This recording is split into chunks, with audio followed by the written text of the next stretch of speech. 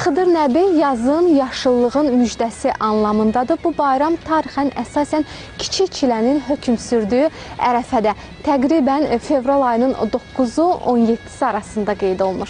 Xıdır İlyas adətən təbiətin oyanması, otların cücərməsi, axar suyun təmizlənməsi və s. təbii proseslərlə müşahidə edilir.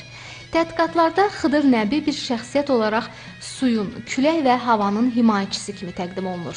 Xıdır Nəbi yaxud Xıdır İlyas xüsusilə Naxçıvan diyarının qədim tarixə malik və el arasında geniş yayılmış bayramlarından biridir. Kiçik Çilənin çıxması münasibəti ilə keçirilən Xıdır Nəbi bayramı Naxçıvanla yanaşı Tovuz, Qazax və digər bölgələrimizdə də təmtəraqla qeyd olunur.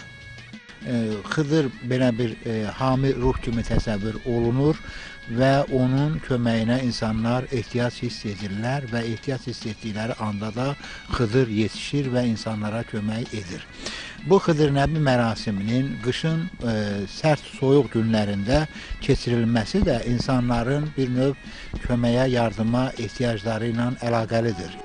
İnanclara görə Xıdır Nəbi mərasimi hər evdə, hər ailədə qeyd olunmalı, Xıdırın şərəfinə məclis qurulmalı, süfrələr açılmalıdır. Hətta bəzi inanclara görə, əgər hər hansı bir evdə həmin gün süfrə açılmazsa, Xıdır küsüb gedəcək, baharın gəlişini yubadacaq. Mərasimin əsas atributlarından biri qovuddur. Buğda qovurularaq qovud hazırlanır və süfrəyə verilir. Aparılan tədqiqatlara görə Xıdırın əli qovuda çəkilir və beləliklə özü ilə bərabər yer üzünə bolluq, bərəkət, xoşbəxtlik gətirir.